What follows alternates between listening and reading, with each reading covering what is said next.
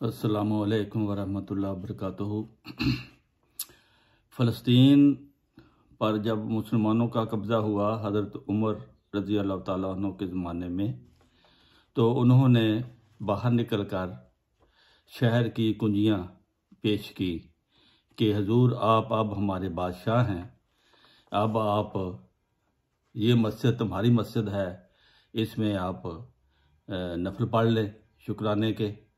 हज़रत उमर ने पता क्या कहा था कि मैं उनका खलीफा हूँ मुसलमानों का, अगर मैं आज आपकी मस्जिद में नफल पढ़ लूँगा, कल ये मुसलमान इस मस्जिद को तुमसे छीन लेंगे, वो कहेंगे ये हमारी मुकद्दस जगह है, इसलिए मैं बाहर ही नमाज पढ़ूँगा।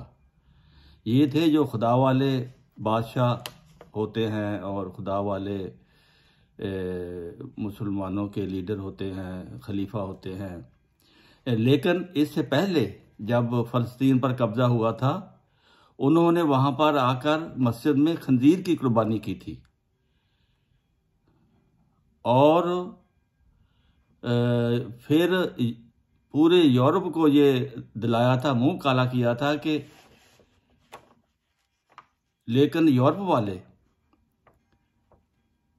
उसी की तारीफ करते हैं।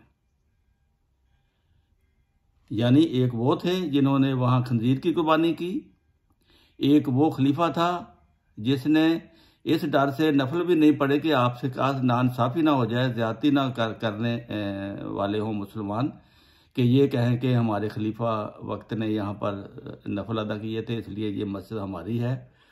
तो ये फ़र्क है अल्लाह वाले हाकिम का और दुनियादार हाकिम का। लेकिन इनसे पहले जो काबिज़ हुए थे वो चूँकि यहूदी कुर्बानी खंजीर के ख़िलाफ़ थे, इसलिए उन्होंने खंजीर की कुर्बानी की वहाँ पर और यूरोप का मुंह काला किया। लेकिन यूरोपियन उनकी ही तारीफ़ करते हैं। जिसने उनकी मस्जिद में नफल पढ़ने से भी इनकार किया था कि कहीं मुसलमान किसी वक्त ये मस्जिद छीन ला लें, उनको दिन रात गालियां दी जाती हैं। कितनी नाशुक्र गुजारी और बेहयाई है। अब मुसलमानों के पास फ़लस्तीन आ जाने के बाद सवाल हो सकता था कि ये मुल्क यहूदियों के हाथ भी ना रहा और ईसवी सिलसिले के पास भी ना रहा, ये क्या मुहिमा है। लेकिन अगर गौर किया जाए तो ये एतराज़ नहीं पड़ता, इसलिए कि बाज़ दफ़ा जब किसी बात पर झगड़ा होता है और विरासत के कई दावेदार बन जाते हैं, तो सच्चे वारिस कहते हैं कि हम उनके वारिस हैं और उनके हक़ में फ़ैसला कर दिया जाता है। यही सूरत इस जगह वाक़या हुई है कि खुदा मुल्क देने वाला था। खुदा के सामने मुकदमा पेश हुआ कि मूसा और दाऊद के वारिस ये मुसलमान हैं या मूसा और दाऊद के वारिस ये यहूदी और ईसाई हैं।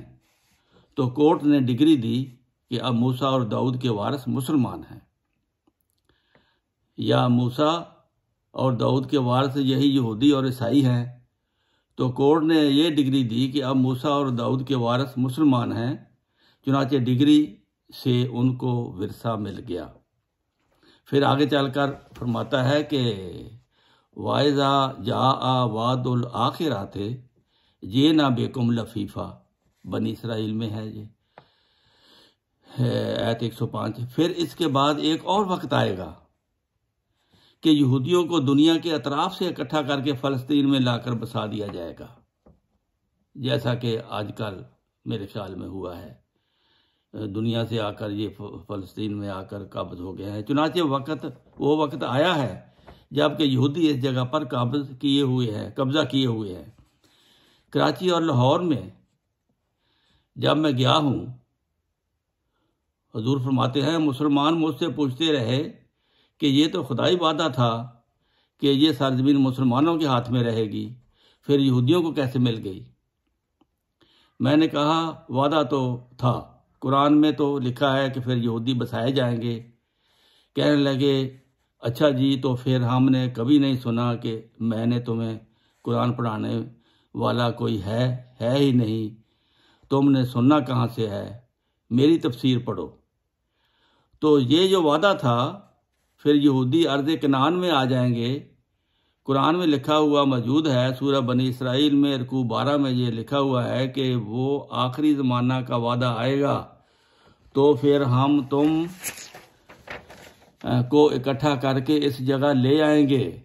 इस जगह वादुल आखिरात से मुराद मुसलमानों के दूसरे अजाब का वादा है, और बताया है कि मुसलमानों पर जब ये अजाब आएगा और दूसरी दफ़ा अर्ज़ मुक़द्दस उनके हाथ से निकल जाएगी, उस वक़्त अल्लाह फिर यहूद को इस मुल्क में वापस ले आएगा। इस जगह बाज़ लोग इतराज़ करते हुए कहते हैं कि यहूद के आने की वजह से इस्लाम मनसूख हो गया।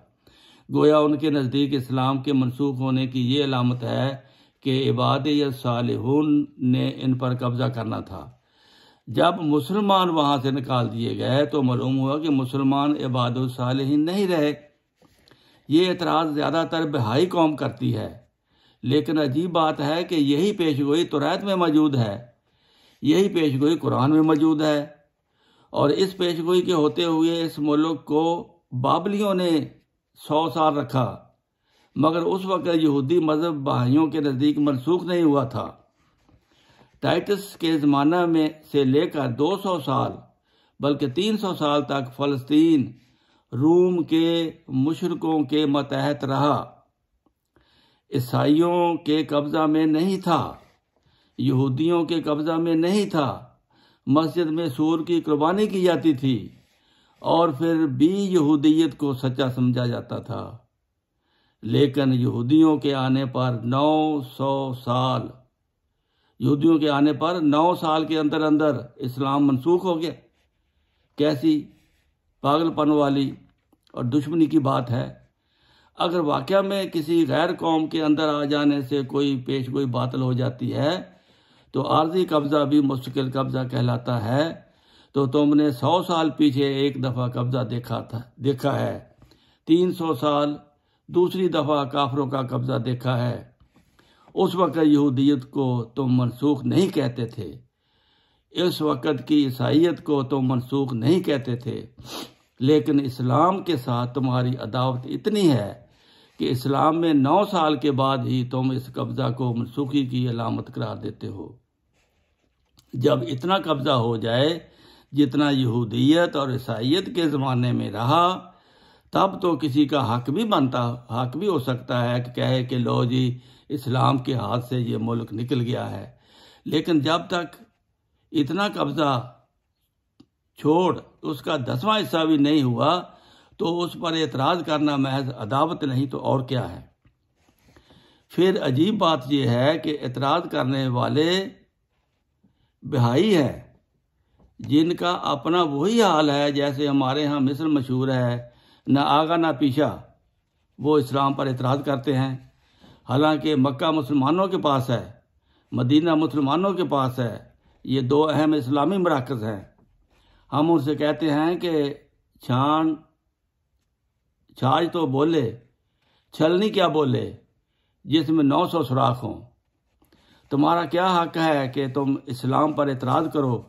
तुम्हारे पास तो एक चप्पा ज़मीन भी नहीं है जिसको तुम अपना मरकज़ करार दे सको। इस्लाम का मक्का भी मौजूद है और इस्लाम का मदीना भी मौजूद है। वो तो एक ज़ैद इनाम था। वो मुल्क अगर आर्जी तौर पर चला गया तो क्या एतराज़ है। बहाइयत 1844 से शुरू है, अब 1958 है। ये 1958 की लिखी हुई किताब है। इसके माने ये हैं कि उनके मज़हब को कायम हुए 114 साल हो गए हैं। आज 150 हो गए होंगे। 114 साल में एक गांव भी तो उन्होंने मुकद्दस नहीं बनाया। वो कह सकते हैं कि हमें हुकूमत हासिल नहीं, लेकिन सवाल ये है हमारे पास भी तो हुकूमत नहीं। हमने तो चंद साल में रबवा बना लिया। पहले कादियान बना हुआ था, अब रबवा बना हुआ है। यहाँ हम आते हैं, नमाजें पढ़ते हैं, इकट्ठे रहते हैं। फिर फ़लस्तीन में भी मिलकर पहाड़ की चोटी पर एक पूरा गांव अहमदियों का है जिसका नाम कबाबीर है। बहाई भी तो बताएं कि दुनिया में उनका क्या मकान है, या दुनिया में किसी जगह पर वो इकट्ठे होते हैं। क्या इस्लाम पर सिर्फ 9 साल के कब्जे की वजह से उनके बुग़्ज़ निकलते हैं और कहते हैं कि इस्लाम ख़त्म हो गया, और अपनी हालत ये है कि मक्का को मरकज़ करार दिया हुआ है। कहते हैं कि हदीसों में भी ये पेशगोइयाँ हैं कि अक्का उनके पास होगा, तो रायत में भी पेशगोइयाँ हैं, मगर अक्का में बहाइयों का नामो निशान भी नहीं। उनके लीडर शौकी अफंदी, जो अक्का की बजाय साल का अक्सर हिस्सा स्विट्ज़रलैंड में गुजार गए हैं, वो भी वफात पा चुके हैं। उनके बाद अभी तक भाइयों का कोई क़याम मक़ाम लीडर भी तजवीज़ नहीं हुआ है। फिर एतराज़ करते चले जाते हैं और कई जाहल उनके एतराज़ों से मरगूब हो जाते हैं। ये आगे फिर बाबरियों का आएगा वक्त, इंशाल्लाह वो फिर आपको आगे भी आखिर तक बताया जाएगा। अस्सलामु अलैकुम व रहमतुल्लाहि व बरकातुहू।